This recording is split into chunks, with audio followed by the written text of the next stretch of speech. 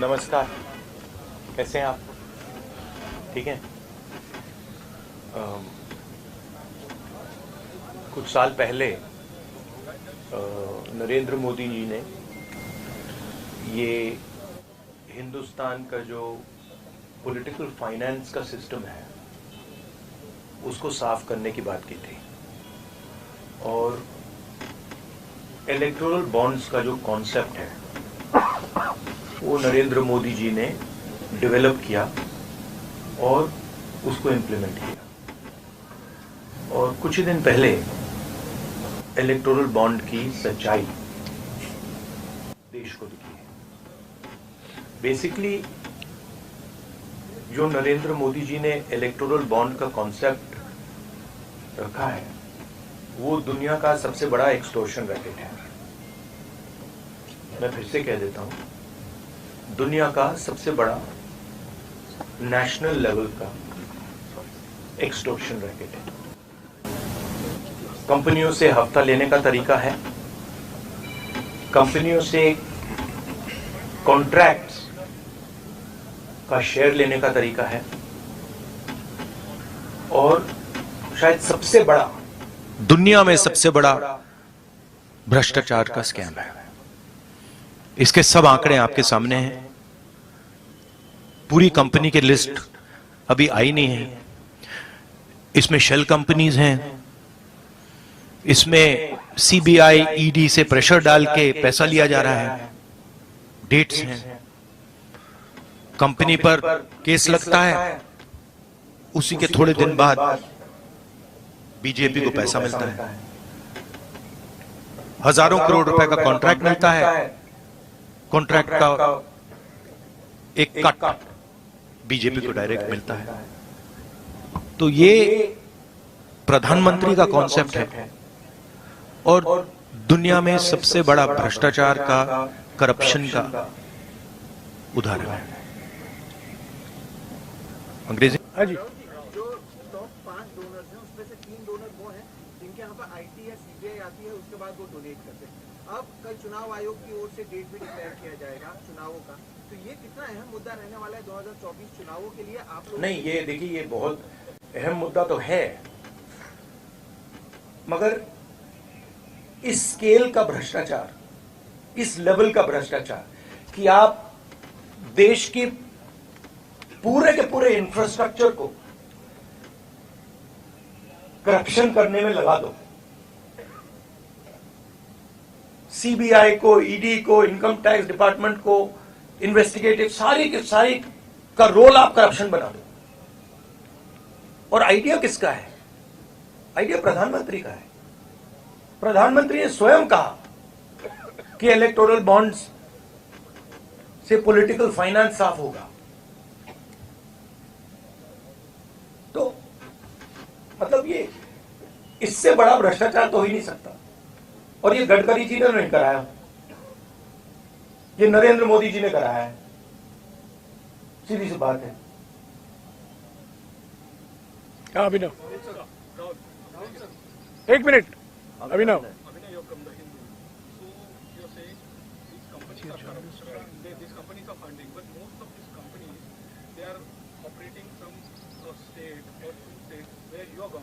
Telangana or in Karnataka, and they are getting mega, for example, MEIL, Mega Engineering Infrastructure and Infrastructure Private Limited, and they got projects in your government in the states. Like No, no, you're wrong. That's wrong. Our government in Telangana has come a few months ago. In Karnataka. Right? No, actually you're wrong. That's not what's happened. Again, we are not controlling the ED, we are not controlling the CBI, we are not controlling the income tax department, and there is no correlation between our contracts and between contracts and funding to us.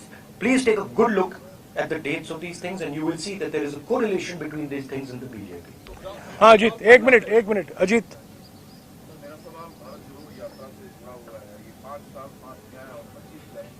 भैया हमारा focus आज ये भ्रष्टाचार पे है, कल नहीं। अच्छा, तो यात्रा कल खत्म होगा। ये जो चुनाव 2024 का है, ये आपके लिए डू एंड डाई का चुनाव क्या होगा? और अगर कांग्रेस हारती है तो पहली बार होगा कि 15 साल के लिए कांग्रेस सत्ता से बाहर होगी। अगर आप देखिए, आप इसको डिस्ट्रैक्ट करने की कोशिश मत कीजिए, ठीक है?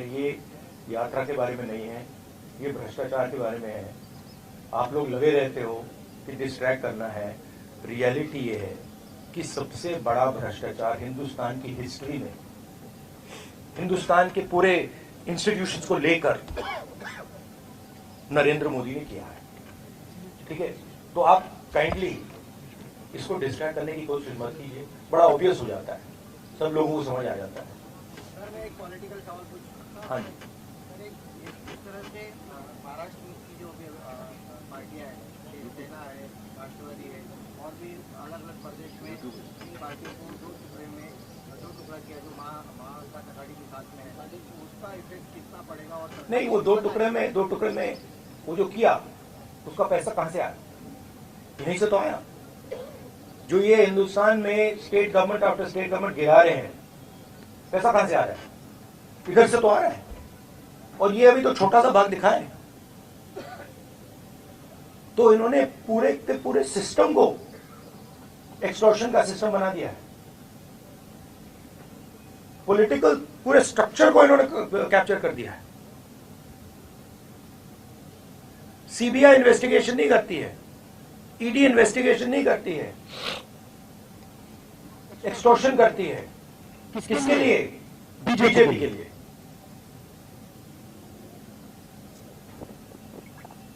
हाँ जी, एक मिनट हो गया। आपके सवाल हो गया, यही है ना हो गया कि ये जो पार्टीज को तोड़ा गया, कैमरा मत दीजिएगा, कैमरा के नीचे रखिएगा प्लीज। ये उसको ऑफ कर दीजिए, उसको ऑफ कर दीजिए। ये पार्टीज को जो तोड़ा गया उसको बीजेपी ने, सेंट्रल लीडरशिप ने तोड़वाया। तो ऑब्वियस है, वो तो मतलब अमित शाह वही काम करते रहते हैं। उन्होंने उनको पैसा दिया, ये भी सब जानते हैं, पूरा महाराष्ट्र जानता है पैसा कहां से आया। मैं आपको बता रहा हूं पैसा कहां से आया।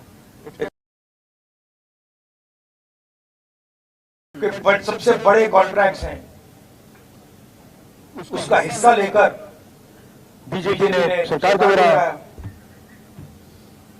तो नींव तो यही है, फाउंडेशन तो यही है। हाँ जी, राहुल जी, आप एक्सटॉर्शन को लेकर, तो इस मुद्दे को लेकर आप सुप्रीम कोर्ट जाएंगे? जो भ्रष्टाचार हुआ है आपका मानना है, तो इसको इस मुद्दे नहीं, मेरा मानना मतलब आपने पढ़ा नहीं इसके बारे में क्या? आपने अभी बोला तो आपने लिस्ट दी कंपनी की, आप मीडिया में हो ना? नहीं, जाएंगे क्या, हम रेज करेंगे, मगर आपका भी काम बनता है ना। कहां कर रहे हो आप? तो ऐसे बोल रहे हो जैसे हुआ ही नहीं। तो मेरा कहना है, हाँ, सुप्रीम कोर्ट का रोल है, आपका रोल है। ये पूरा का पूरा जो हिंदुस्तान का इंस्टीट्यूशनल फ्रेमवर्क है, इसको बीजेपी ने कैप्चर कर रखा है। और पूरे सारे के सारे इंस्टीट्यूशंस इसी काम में लगे हुए हैं। ये एंटी नेशनल एक्टिविटी हो रही है, इससे बड़ी एंटी नेशनल एक्टिविटी हो ही नहीं सकती।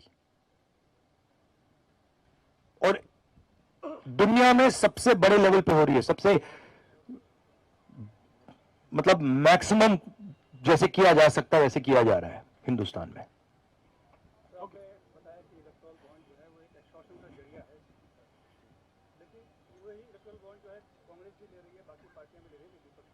आप फिर से वही सवाल पूछ रहे हो। मैं आपको बता रहा हूं कि कांग्रेस पार्टी हिंदुस्तान की सरकार नहीं चलाती है। हाँ, उस पर डिस्कशन हो सकता है, इंडिया गठबंधन में डिस्कशन हो सकता है, मगर पॉइंट यह है कि CBI, ED, income tax department का प्रयोग किया जा रहा है, कंपनीज को एक्सटॉर्ट किया जा रहा है, बड़े बड़े कॉन्ट्रैक्ट्स का शेयर लिया जा रहा है, कॉन्ट्रैक्ट देने से पहले इलेक्टोरल बॉन्ड्स दिए जा रहे हैं और फिर एकदम बाद कॉन्ट्रैक्ट दिया जा रहा है। शेल कंपनीज उसमें भरी हुई हैं और ये पूरा का पूरा जो ढांचा है प्रधानमंत्री ने क्रिएट किया है, इनका ब्रेन चाइल्ड है। इन्होंने कहा है कि भाई इलेक्टोरल बॉन्ड्स हिंदुस्तान की राजनीति को साफ कर देगा। No, we are doing one question. Thank you. you ask your question please. आपकी यात्रा दूसरी बार महाराष्ट्र में आई, पहली बार जब आए थे तो कांग्रेस पार्टी की सबसे लेकिन अब जब लोकसभाएं हैं तो पूर्व सीएम से लेकर एक पूर्व सांसद तक पार्टी का साथ छोड़कर बीजेपी में चले गए, शिवसेना में चले गए।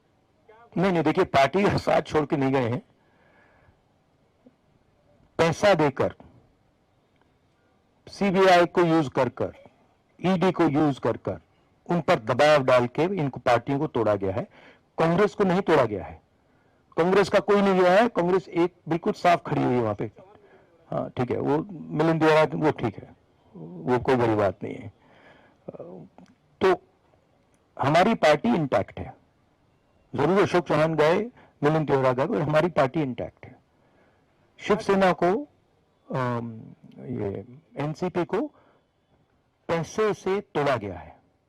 कैसे तोड़ा गया है आज मैं आपको बता रहा हूं। हाँ जी, न्यूज तक से। और चुनाव में यहां पे कांग्रेस पार्टी और हमारा जो गठबंधन है रिकॉर्ड मत से जीतने वाला है।